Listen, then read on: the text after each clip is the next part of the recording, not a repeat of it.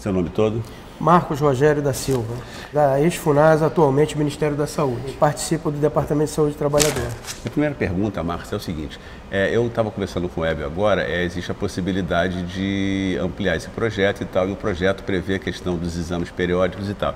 Minha pergunta é a seguinte, nessa discussão que vocês fazem junto ao SEST, com os outros dois sindicatos, vocês fazem alguma discussão que procure criar possibilidades para uma intervenção direta nos locais de trabalho, no sentido de reduzir ou mitigar os fatores de risco, ao invés de simplesmente discutir a questão do adicional de insalubridade e de periculosidade, entendeu? Diminuir os fatores de risco, pressionar, por exemplo, o Ministério da Saúde a não trabalhar mais com determinado inseticida, a reduzir os fatores de risco como ruído, melhorar as condições de trabalho. Existe uma proposta de intervenção neste sentido?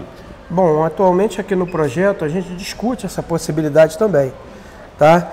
E inclusive também denunciamos em seminários, né?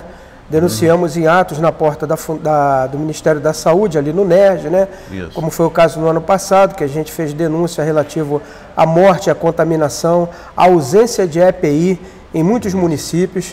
Então a gente tem feito cobranças, entendeu? Relativo à necessidade de proteger o trabalhador, André. Evitar, reduzir os fatores de risco, isso, né? Reduzir... Inclusive no ambiente do trabalho, né? Sim, inclusive no ambiente de trabalho.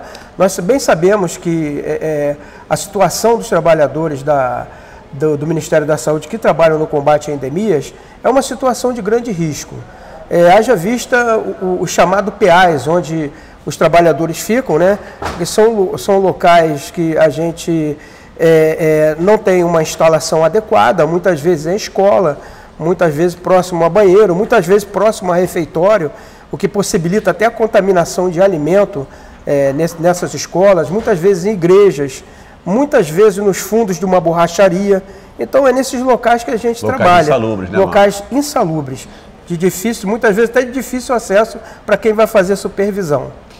Agora entrou no gancho da próxima pergunta. Você estava comentando há pouco que a legislação brasileira hoje impede que o trabalhador, mesmo se ele trabalhar em condições insalubres e perigosas ao mesmo tempo, ele receba os dois adicionais, né? Nós sabemos que o adicional vem quando você, na verdade, não consegue eliminar totalmente os fatores de risco, né? Então vai receber o adicional como uma espécie de compensação pecuniária, o que não justifica o descaso com a saúde do trabalhador. Mas assim, você citou um caso você diz que em alguns países é possível recebimento dos dois adicionais. Queria que você explicasse melhor isso. Sim, a possibilidade sim, porque isso é uma decisão, inclusive, da Organização Internacional do Trabalho. Organização essa que o Brasil é signatário. O Brasil, houve um decreto que foi assinado pela Dilma, na época que ela era presidente, que justamente abre para essa possibilidade de que o agente de combate às endemias receba tanto o adicional de insalubridade como o adicional de periculosidade. Porque entende a OIT, e nós também entendemos, tanto é que eles são NRs distintas. A insalubridade é tratada na NR 15 e a periculosidade é tratada na NR 16. Então não se pode confundir e dizer quando se recebe uma não possa receber a outra, né? Até porque a gente tem casos de trabalhadores aqui que inclusive foi alvejado por bala lá em Belfor Roxo, né?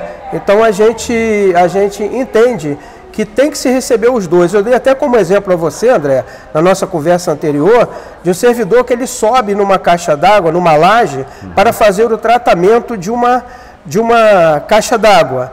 Ali, quando ele está utilizando o larvicida, ele está ganhando insalubridade. Agora vamos dizer que esse trabalhador encoste num fio desencapado, leve um choque e despenque dessa laje. Né? Esse trabalhador está correndo risco de vida iminente. Aí a periculosidade entra. A insalubridade não cobre esse acidente.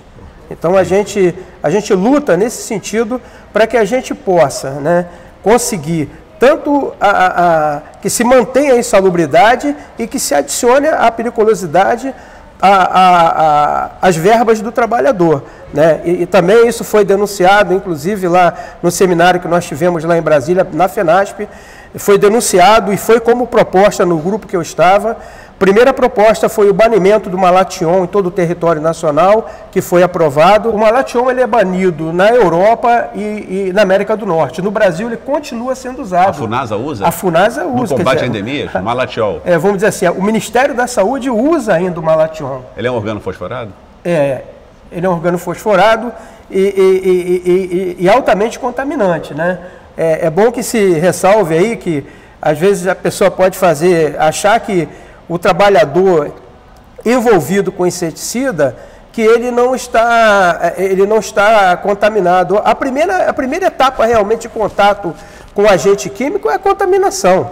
Entendi. Agora, a outra coisa, por isso da importância do projeto, que são exames de alta complexidade, que vai detectar as lesões que provocaram no organismo do trabalhador. A colinesterase também é um exemplo? Isso, a colinesterase é um exame que não se faz mais.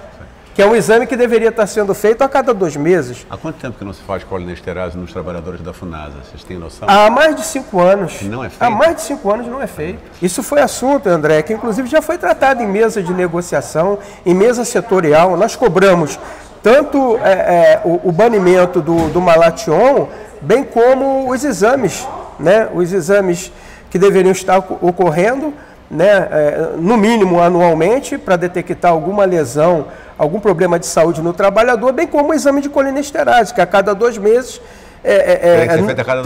teria que estar sendo feito. 2 meses. O tecnicamente certo seria a cada 2 meses o monitoramento?